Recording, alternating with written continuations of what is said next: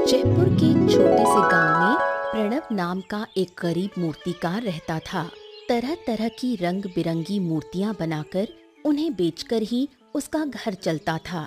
कई साल पहले उसकी पत्नी की मृत्यु हो चुकी थी और अपनी छोटी बेटी बिंदु और माँ बिमला के साथ ही उसका जीवन बीतता था।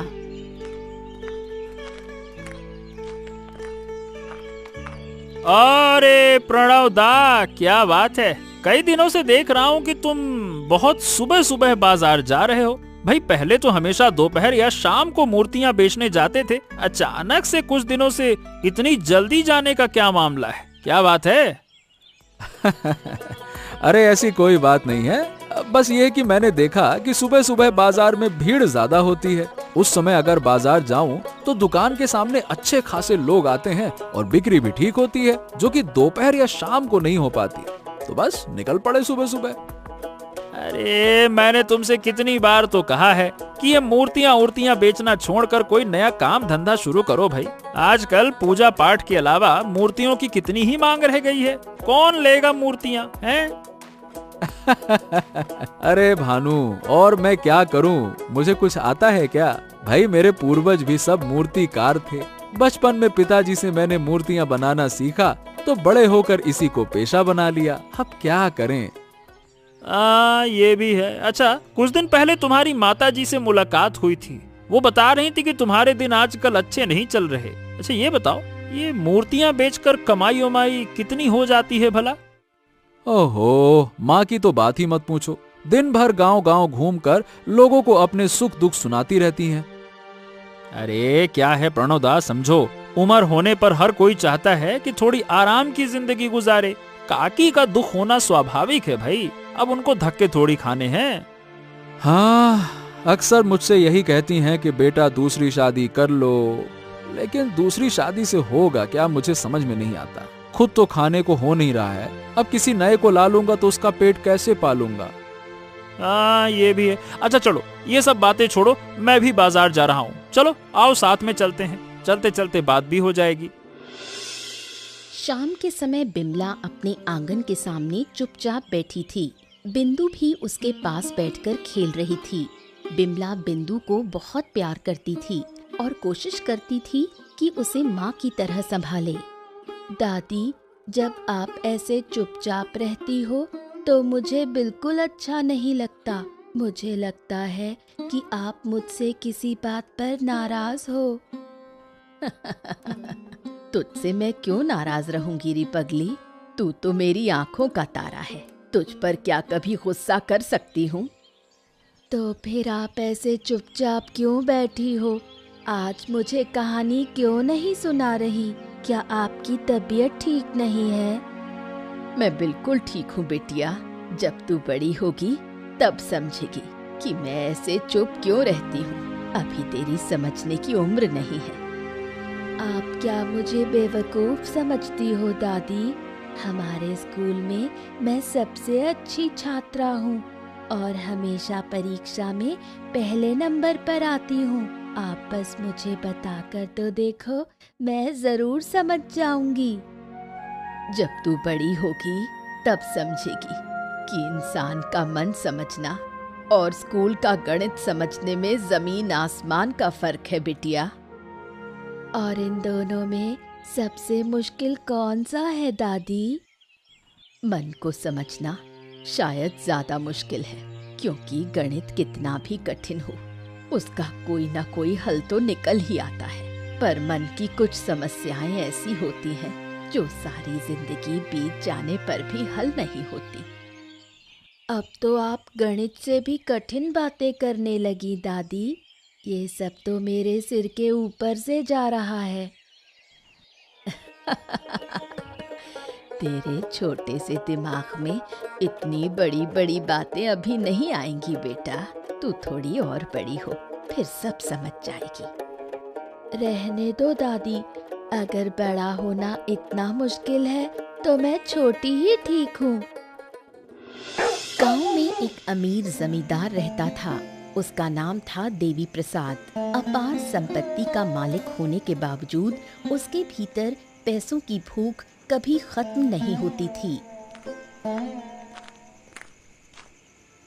अरे मैंने कहा था कि शाम को कागज लेकर आना, और तुम अब इतनी रात को आए हो।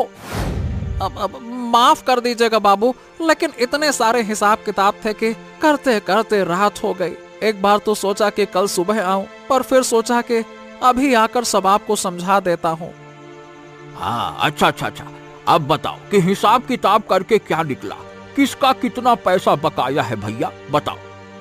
हाँ, तो सारे गांव वालों में से एक मूर्तिकार प्रणव है, वही सबसे ज्यादा बकाया में है। अरे हाँ, मैं तो उसे भूल ही गया था। अरे क्या कहूँ ससुरा, उम्र हो जाने से यही दिक्कत है कि कुछ याद नहीं रहता। बताओ अच्छा, प्रणव का कितना बकाया हुआ है? प्रणव का देखा जाए तो पिछले महीने का मिलाकर कुछ 18,000 रुपए बकाया है उसके पास से, और हाँ, और किसी का इतना उधार नहीं है। ओहो, मैंने उसको बहुत छूट दे दी है। वो मुझे दिनों दिन टालता रहा और मैं भी भरोसा करता रहा। बस यही तो मेरी गलती होती है, जो मैं इतना सीधा साधा हूँ। क्या कहूँ अब मैं। अब जमींदार जी क्या करना चाहिए? आप हमेशा की तरह समझाएंगे या फिर मैं अपने तरीके से पैसे वसूल करूं? अरे बहुत समझा लिया है। मेरी बात सुनो, अब तुम अपने तरीके से काम करो, और अगर बात ना बने है ससुरे की टांग तोड़ देना खींच के पिछवाड़े में। ठीक है, तो आप निश्चिंत रहें। 3 दिनों के भीतर या तो वो आपके पैसे देगा या फिर इसकी कीमत चुकाएगा। हाँ, उसे समझा दो कि देवी प्रसाद का बकाया ना चुकाने का अंजाम क्या होता है। अगले दिन दोपहर में मुरली सड़क पर चल रहा था। दूर से आते हुए उसे देखकर परेश हंसने लगा। अबे ऐसे हंसने की क्या बात है परेश? क्या आज मुझे पहली बार देख रहे हो हैं? अरे देखा तो तुम्हें कई बार है, लेकिन इस रूप में पहली बार देख रहा हूँ। क्या तुम्हारे इतने बुरे दिन आ गए हैं कि पहनने को कमीज भी नहीं है, धोती लपेटे चल दिए। अरे आज मेरा मूड बहुत खराब है। मैं आज मजाक सुनने के मूड में नहीं हूँ। फालतू की बात मत करना। अच्छा ठीक है, लेकिन ये तो बताओ, ये हालत हुई कैसे? अरे देख ले मेरी ऐसी हालत कैसे हुई। मेरे माँ बाप ने ऐसी औरत से मेरी शादी करवा दी है जो दिन रात मुझ पर हुक्म चलाती रहती है। अरे क्या जमाना आ गया है। पहले पत्नियां पति के अत्याचार से परेशान रहती थी, अब पति पत्नियों के अत्याचार से बिना कमीज के सड़क पर घूम रहे हैं। वाह भाई वाह, क्या जमाना है। अरे जमाने के बच्चे, ये सुन, आज छुट्टी का दिन था, इसीलिए देर से सो रहा था। अब गर्मी की वजह से रात में कमीज नहीं पहनी थी। जैसे ही उठा वो बाजार जाने के लिए चिल्लाने लगी, तो बस यहीं से हमारा झगड़ा शुरू हो गया।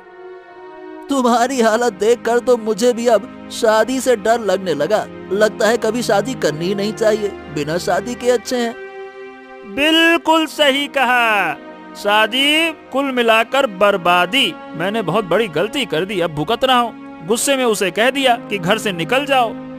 अच्छा, तो फिर भाभी को घर से निकलने को कहकर तुम काहे खुद निकल आए? अरे कह तो दिया निकल जाओ, फिर याद आया कि ये घर तो शादी में उसके बाप ने दहेज में दिया था, तो उसके घर से उसी को छोड़ने को कैसे कहूँ, तो मैं निकल आया। अरे क्या कॉमेडी चलती है तुम्हारे यहाँ।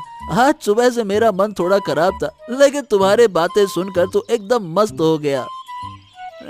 कर ले बेटा, जितना मजाक करना है। जब तेरी शादी होगी ना, तब मैं भी ऐसे ही मजे लूंगा। बड़ा आया। प्रणव से देवी प्रसाद का बकाया वसूलने के लिए लक्ष्मण उसके घर आता है। कहाँ है रे?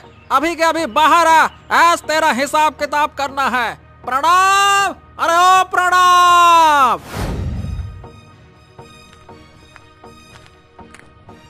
अरे लक्ष्मण तू, अरे तू कब से मुझसे इस लहजे में बात करने लगा हैं? अरे तेरे जैसे लोगों से ऐसी ही बात करनी पड़ती है, तेरी औकात यही है। लक्ष्मण, तू तो प्रणव को अपने बड़े भाई जैसा मानता था, अचानक क्या हो गया जो ऐसा बुरा बर्ताव कर रहा है? तब मैं तुम्हारे मोहल्ले का आदमी था, लेकिन अब मैं देवी प्रसाद बाबू का आदमी हूँ, जमींदार बाबू का आदमी। देवी प्रसाद बाबू, वो बड़े जमींदार? हाँ, उन्हीं की बात कर रहा हूँ। तुम्हारे बेटे ने 18,000 रुपए बकाया रखे हैं उनके, और उन्हें वसूल करने के लिए उन्होंने मुझे भेजा है। चलो अभी के अभी तुरंत पैसे निकालो। अरे ऐसे कैसे पैसे निकाल दें? इतने पैसे कहाँ से दे दूं अभी? मेरे पास नहीं है पैसे। नहीं है तेरी तो ले ले ले। लक्ष्मण गुस्से में आकर प्रणव को मारने लगा, लेकिन वो नहीं रुका। मारते मारते उसने प्रणव का हाथ तोड़ दिया और वहाँ से चला गया। प्रणव का हाथ टूट जाने से वो मूर्तियाँ नहीं बना पा रहा था। उसके घर की हालत और भी खराब हो गई। कामकाज बंद हो जाने से खाने तक का जुगाड़ नहीं हो पा रहा था। प्रणव चिंता में डूबा रहने लगा। प्रणव दादा, क्या आप जाग रहे हैं? कौन? ओह अच्छा, भानु। आओ आओ आओ आओ, मैं जाग रहा हूँ, मेरे पास बैठो। ये बताओ, तुम्हारे शरीर की हालत अब कैसी है? ठीक तो हो ना तुम? हाँ, शरीर तो ठीक है, लेकिन मन अच्छा नहीं है। मेरा दाहिना हाथ अब जिंदगी भर के लिए बेकार हो गया। अब इस जीवन की कोई कीमत नहीं रह गई। अब मैं मूर्ति भी नहीं बना सकता। हो, ऐसा क्यों सोचते हो दादा? इस दुनिया में बहुत से लोग हैं जिनके हाथ पांव नहीं हैं, लेकिन क्या उनकी जिंदगी रुक जाती है क्या? देखो, मैं जानता हूं कि अभी तुम्हारे लिए समय कठिन है, लेकिन धीरे धीरे सब ठीक हो जाएगा। सब ठीक हो जाएगा कहना आसान है, असल में उतना आसान नहीं होता। अब तो मैं यही समझ नहीं पा रहा कि आने वाले दिनों में क्या करूंगा। अरे करना क्या है, ऊपर वाला सब कुछ खुदा ही देख रहा है। अरे मुझे तो विश्वास ही नहीं हो रहा कि लक्ष्मण, जिसे हम अपना दोस्त मानते थे, वो साला इतना बदल गया। वही तो, देवी प्रसाद बाबू के पैसों ने उसे अंधा बना दिया। पैसे के नशे में वो अब कुछ भी नहीं देख पा रहा। लेकिन जिस दिन उसका नशा उतर जाएगा, उस दिन समझ में आएगा कि उसने कितनी बड़ी गलती की है। अरे मैं भी यही प्रार्थना करता हूँ कि वो अपने कर्मों का फल किसी न किसी दिन पाए। तुम्हें उसने कितना प्यार किया था, कितना बढ़िया संबंध था तुम दोनों का, और आज देखो।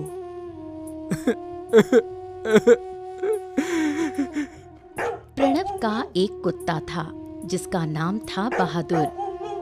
काश मैं भी इंसानों की तरह बोल पाता तो मालिक को समझा पाता कि उनकी तकलीफ से मुझे कितनी तकलीफ हो रही है। हाँ, लेकिन मेरे पास वो शक्ति नहीं है। एक दिन बहादुर जंगल से गुजर रहा था। तभी उसने देखा कि एक आदमी पैर में चोट लगने से जमीन पर बैठा रो रहा है। बहादुर उसके पास गया। अरे रे, इस गहरे जंगल में ऐसे वक्त में आखिरकार तू ही मुझे मिला। अरे देख तो सही, मेरे पैर की क्या हालत हो गई है। मैं तो चल भी नहीं पा रहा। अरे क्या करूं मैं? अरे इनके पैर से तो बहुत खून निकल रहा है। मुझे जल्द ही कुछ न कुछ करके खून रोकना चाहिए। मैं कैसे मदद करूं? अरे तू मदद करने के लिए किसी इंसान को यहाँ बुला सकता है, जो मेरी मदद कर सके।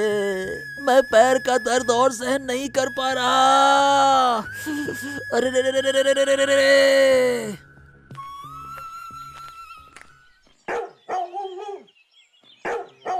हाँ, मैं तो काफी देर से पुकार रहा हूँ, लेकिन इस घने जंगल में कोई सुन ही नहीं पा रहा। लगता है मुझे ही कुछ करना पड़ेगा। बहादुर जंगल के भीतर भागा और कुछ औषधीय पत्ते तोड़ लाया। उन्हें मुंह में दबाकर वापस आया और फिर भौंकने लगा। समझ गया तू कहना चाहता है कि इन पत्तों को पीसकर उनका रस घाव पर लगाने से मेरा खून रुक जाएगा, है ना? अरे रे रे रे रे रे रे रे। हाँ बिल्कुल सही, तुम्हारा दर्द कम हो जाएगा। आदमी ने पत्तों को हाथ से पीसकर उनका रस घाव पर लगाया और थोड़ी देर में खून रुक गया। हाँ। अरे वाह, इस घने जंगल में तू मेरी मुसीबत का दोस्त बनकर आया है। इसका इनाम तो तुझे मिलना चाहिए। हाँ। आदमी खड़ा हुआ और धीरे धीरे मंत्र पढ़ते हुए अपना हाथ बहादुर के सिर पर फेरने लगा। अब तू धीरे धीरे मुंह खोलकर बोलने की कोशिश कर और देख असली जादू।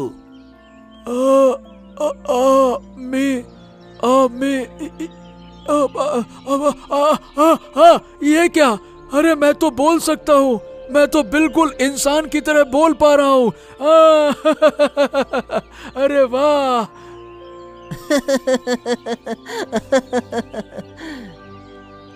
आदमी हंसते हंसते अचानक गायब हो गया। बहादुर चौंक कर इधर उधर देखने लगा, लेकिन उसे वो आदमी कहीं नहीं दिखा। मुरली प्रणव से मिलने उसके घर आया और उसकी हालत देखकर वो जमींदार देवी प्रसाद और लक्ष्मण पर बेहद गुस्सा हो गया। अरे इस लक्ष्मण ने जो किया उसके बाद तुम्हारा इस तरह से चुप रहना बिल्कुल सही नहीं है प्रणव। तुम्हें उसके खिलाफ कानूनी कार्रवाई करनी चाहिए थी। ऐसे कैसे तुम कुछ नहीं कर रहे? अरे उसके खिलाफ कानूनी कार्रवाई करके मुझे कोई खास फायदा नहीं होगा मुरली, बल्कि उल्टा नुकसान ही होगा, क्योंकि उसके पीछे देवी प्रसाद का हाथ है। मैं क्या कर लूंगा उसका? तो असली समस्या ये ससुरा देवी प्रसाद है। उसने ही पैसों का लालच दिखाकर लक्ष्मण को तुम्हारे खिलाफ भड़का दिया, वरना लक्ष्मण जैसे लड़के की हिम्मत होती क्या तुम्हारे घर आकर तुम्हारा हाथ तोड़ दे? बड़ा आया। वही तो। अब सोचना, देवी प्रसाद बाबू जैसे पढ़े लिखे जमींदार अगर ऐसा कर सकते हैं तो लक्ष्मण से और क्या उम्मीद की जाए? वो तो एक बच्चा है। अरे बच्चा है? ससुरा हाथ तोड़ गया और बच्चा कहते हो? सुनो, हमें सभी गांव वालों को एकजुट होकर इनके खिलाफ विरोध करना चाहिए। अगर हम साहस से इनके सामने खड़े हो जाएं, तो वो हमारा कुछ नहीं बिगाड़ पाएंगे। हाँ। हमारे गांव के लोगों में इतना साहस कहाँ? अगर उनमें साहस होता तो अब तक इतना अन्याय और अत्याचार नहीं सहना पड़ता। अरे प्रणव दाल, लेकिन इस तरह से तो जिंदगी नहीं चल सकती ना। कल को आके तुम्हारा दूसरा हाथ तोड़ गया तो क्या करोगे? कब तक हम चुप रहकर अन्याय सहते रहेंगे? हमारी चुप्पी ही उनकी सबसे बड़ी ताकत बन गई है, समझ रहे हो ना? बस थोड़े से पैसे के लिए दिन दहाड़े आकर मुझे हमेशा के लिए अपंग बना दिया। अगर तुम लोग रोज रोज कुछ खाने को ना देते तो मैं तो भूख से ही मर जाता। देवी प्रसाद बाबू जो कर रहे हैं वो बहुत गलत है और उन्हें इसका पछतावा जल्द ही होगा, देखना तू। हम लोग भले ही असहाय हैं मुरली, लेकिन ऊपर वाला है। हमारे हाथ से बच भी गए देवी प्रसाद तो उनके हाथ से नहीं बच पाएंगे, देखना तुम। हाँ, और नहीं तो क्या। हम न कर पाए तो ऊपर वाला ही उनका न्याय करे।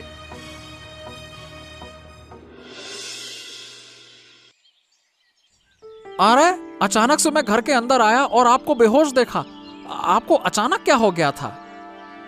अरे मैं खुद ठीक से नहीं जानता। कुछ दिनों से मुझे बहुत कमजोरी लग रही है। शरीर बिल्कुल नहीं चल रहा। आजकल आंखों से भी कम दिख रहा है। हाँ तो बाबू, इसीलिए तो मैं हमेशा कहता हूँ कि अब तुम्हारी उम्र हो गई है, आपको ज्यादा आराम की जरूरत है बाबू, लेकिन आप मेरी बात मानते ही नहीं। अरे इतनी बड़ी जमींदारी की जिम्मेदारी और तरह तरह की चिंताएं, ऊपर से मेरे बाद इस जमींदारी को संभालने वाला कोई बेटा भी नहीं है। शरीर आराम करे भी तो मन को आराम नहीं मिलता। ओहो, आप इतने बड़े जमींदार हैं और आपका एक भी बेटा नहीं है। सच में ये बहुत अजीब है। अगर आपका बेटा होता तो वो सब देखभाल कर लेता। अरे मेरी जिंदगी के सबसे बड़े अफसोसों में से एक यही है कि कोई मेरा बेटा नहीं है। लेकिन जब तुम सब देखते हो तो लगता है तुम मेरे बेटे की जिम्मेदारी संभाल रहे हो। अरे पगलाट बूढ़े कहीं के, बस सही वक्त तो आने दे, फिर तेरी पूरी जमींदारी में हड़प लूंगा। मैं तो बस मौके का इंतजार कर रहा हूँ कि तेरे जो पैर कब्र में लटक रहे हैं तो पूरा का पूरा कब्र में घुस जाए, बस। हाँ, आजकल तो मुझे डर लगता है कि कहीं आंखें मूंद ली तो ये जमींदारी पीछे छूट जाएगी। मेरे बाद इसे देखने वाला कोई ना होगा। बस यही सोचकर चिंता होती है। ओहो, चिंता की क्या बात है। आपके लिए मैं कुछ फल लाता हूँ, तब तक आप आराम से विश्राम कीजिए, है ना। बाकी मैं हूँ, आप आराम करिए। मेरे सिर में बहुत दर्द हो रहा है। मैं अभी कुछ नहीं खाऊंगा। पूरे शरीर में जलन बढ़ रही है। मुझे कुछ देर अकेला छोड़ दो। बीमार देवी प्रसाद तड़पने लगा, मानो उसके सारे पाप उसे घेर रहे हों। बहादुर के बोलने की शक्ति के बारे में प्रणव को कुछ भी पता नहीं था। बहादुर चाहता था कि अचानक बोलकर प्रणव को चौंका दे। बहादुर, कई दिनों से मैंने तुझे प्यार नहीं किया ना, तेरे साथ बैठकर बातचीत नहीं की ना, है ना। जरूर तेरा मन उदास हो गया होगा। बोल, हो गया है क्या? हाँ, क्या करूं, अब मेरा मन पहले जैसा खुश नहीं रहता रे बहादुर। कोई शांति नहीं मिलती। जब से मैं अपंग हो गया हूं, कुछ भी अच्छा नहीं लगता। जी चाहता है कि ये जिंदगी ही खत्म कर दूं। बहादुर ने ये सुनकर फैसला किया कि वो इंसान की तरह बोलकर प्रणव को चौंकाएगा। मैं जानता हूँ कि तुम बहुत तकलीफ में हो, लेकिन चिंता मत करो, बहुत जल्द सब कुछ ठीक हो जाएगा, देख लेना। हाँ, ये क्या? मैं ये क्या हो रहा है? मैं सपना देख रहा हूँ या फिर ये सच है? हे बहादुर, तूने अभी बिल्कुल इंसान की तरह बात की है ना? हाँ मालिक, तुम बिल्कुल सही देख रहे हो। अब मैं इंसानों की तरह बात कर सकता हूँ। बहादुर की बातें सुनकर प्रणव हैरान रह गया, जोर जोर से हंसना शुरू कर दिया। प्रणव और मुरली दोनों बाजार की तरफ जा रहे थे। तभी उन्होंने देखा कि लक्ष्मण बेहोशी की हालत में सड़क के बीचों बीच पड़ा है। अरे, ये तो लक्ष्मण है, लेकिन इसकी हालत ऐसी कैसे हो गई? ये इस तरह से बेहोश होकर बीच सड़क पर पड़ा है। अरे, जो हुआ है प्रणवदा बिल्कुल सही हुआ है। ऐसे शैतानों के साथ ऐसा ही होना चाहिए। इतने दिनों बाद ऊपर वाले ने सही न्याय किया है। अरे, पड़े रहने दो इसको, छोड़ो। हाँ, मैं जानता हूँ इसने हमारा बहुत नुकसान किया, खास कर कि मेरा। लेकिन फिर भी मुझे नहीं लगता कि इस समय हमें ऐसे बोलना चाहिए। अरे, पड़ा है सड़क के ऊपर तो पड़ा रहने दो ना। हमें बेकार में सिर दर्द क्यों करना चाहिए? बोलो प्रणवदा, चलो हम अपने काम पर चलते हैं। कोई जान पहचान वाला देख लेगा तो ले जाएगा इसे। आप भी कहाँ। ए मुरली, ए, देख, सही बताऊं, मुझे ये बिल्कुल अच्छा नहीं लग रहा। इसे यहाँ छोड़कर जाना ठीक नहीं लग रहा। देख, मेरा मानना है कि कुछ भी हो, हम तो इंसानियत के नाते इसे अस्पताल ले चलते हैं ना। अरे, तुम्हारा दिमाग उमाग खराब हो गया है क्या? हैं? कैसी बातें कर रहे हो? जिसने तुम्हें मारा तुम उसकी जान बचाओगे? तुम्हें पता है तुम्हारा दायां हाथ काम नहीं कर रहा और इतने दिनों से तुम कोई काम नहीं कर पा रहे। तुम मूर्तियां नहीं बना पा रहे, समझे? किसकी वजह से? इसी की वजह से, लक्ष्मण की वजह से। हाँ, मैं कुछ भी भूला नहीं हूँ मुरली, लेकिन वो घटिया इंसान है, इसीलिए हम भी वैसा ही करें, ये तो सही नहीं होगा ना। वरना हमारे और उसके बीच में क्या ही फर्क रह जाएगा, बता। अरे, फर्क की क्या? अरे, ये सोचो ना, जिसने तुम्हें जिंदगी भर के लिए अपंग बना दिया, तुम उसकी मदद करने की सोच रहे हो। अरे, शराब पीना तक ठीक है, लेकिन इतना भी महान मत बनो प्रणव भाई। गजब करते हो यार। अरे मुरली, मैं महान बनने के लिए नहीं कर रहा, मैं बस इंसानियत के नाते इसकी मदद करना चाहता हूँ। इसे इस समय अस्पताल ले जाना हमारा मानवीय कर्तव्य है और हम वही करेंगे, इंसानियत के नाते, समझना। अरे, मैंने ना जिंदगी में बहुत से लोग देखे हैं, लेकिन तुम्हारे जैसे एकदम गजबई इंसान नहीं देखा। बहुत ही ठीक है, चलो, जब कह रहे हो तो मैं मना कैसे करूं। प्रणव और मुरली लक्ष्मण को अस्पताल ले गए और थोड़ी देर बाद लक्ष्मण को होश आ गया। आंखें खुलते ही उसने देखा कि प्रणव और मुरली दोनों उसके सामने खड़े हैं।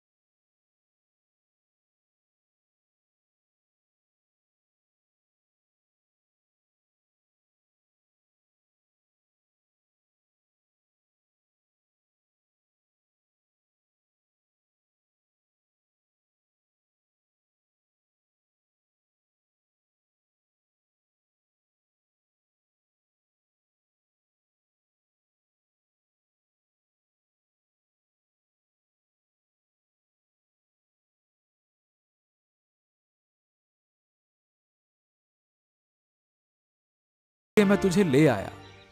और तू तो देवी प्रसाद बाबू के पैसे के लालच में अंधा होकर हम जैसे बेगुनाह लोगों का नुकसान करता रहा, लेकिन हमने विरोध नहीं किया। और आज तेरी मुसीबत में हम ही काम आए हैं। कहाँ है तेरा वो देवी प्रसाद? खैर, तेरी मदद करना हमारा इंसानी फर्ज था और हमने वही किया, और कुछ नहीं, बस। मैं सड़क पर जा रहा था, तभी देवी प्रसाद बाबू के दुश्मनों ने मुझे पीट कर बेहोश कर दिया। अगर तुम लोग मदद नहीं करते तो मैं अब भी वहीं पड़ा होता। चल, अच्छा हुआ तुझे कोई ज्यादा चोट नहीं आई। प्रणव दा की तरह तू अपाहिज तो नहीं बना। दुआ करते हैं कि ऊपर वाला तुझे सुध-बुद्ध दे, समझदारी दे। प्रणव और मुरली ने बाकी सब लोगों से लक्ष्मण की बातों पर चर्चा की। सबने मिलकर तय किया कि देवी प्रसाद के अन्याय का विरोध करेंगे। बाबू, आपकी वजह से मेरी जिंदगी में अंधेरा छा गया। आपसे लिया गया पैसा मेरी जिंदगी का सबसे बड़ा दुर्भाग्य बन गया, और मैं जिंदगी भर के लिए अपंग हो गया। और आपका वो साथी लक्ष्मण आपके सारे अच्छे बुरे कामों का राज खोल चुका है। उसने हमें सब कुछ सच सच बता दिया है। मानता हूं कि आप गांव के सबसे ताकतवर आदमी हैं, लेकिन फिर भी आपने गांव के बेगुनाह लोगों के साथ में ऐसा कैसे किया? अरे, चोरी डकैती से लेकर हर गलत काम आप करते रहे और हमें पता ही नहीं चला। लेकिन अब हम चुप नहीं रहेंगे। अभी तक ये बातें हमने फैलाई नहीं है, लेकिन अगर आपने ये सब गलत काम बंद नहीं किया तो हम आपका राज पूरे गांव में फैला देंगे। समझ रहे हो ना बुढ़ऊ? इस बुढ़ापे में गांव वालों की मार खाने के लिए तैयार हो जाइए जमींदार बाबू। 65 साल की उम्र में मैंने बहुत पाप किए हैं और अब उनकी सजा मुझे मिल रही है। मेरे शरीर में तरह तरह की बीमारियां हैं। हाँ, तो फिर अब तक अपने पाप जारी क्यों रखा? क्या आपको ऊपर वाले का जरा भी डर नहीं है? मैंने जिंदगी लापरवाही में बिताई, लेकिन अब जब आखिरी में आ पहुंचा हूँ, समझ में आ रहा है कि मेरे पाप गिनने से भी पूरे नहीं होंगे। अगर सचमुच आपका जमीर जाग गया है तो आपके सारे गैर कानूनी काम पुलिस के सामने कबूल करिए, वरना हमें सख्त कदम उठाने होंगे। समझ रहे हैं ना आप? सबके दबाव में देवी प्रसाद हार मान गया और अपने सारे गैर कानूनी कामों को कानून के सामने कबूल करने का वादा किया। देवी प्रसाद के सारे गलत काम कानून के सामने आ गए और उसे और लक्ष्मण को गिरफ्तार कर लिया गया। गांव में शांति लौट आई, लेकिन प्रणव अपने अपंगपन के कारण सामान्य जीवन नहीं जी पाया और उसे देखकर बहादुर दुखी होता था।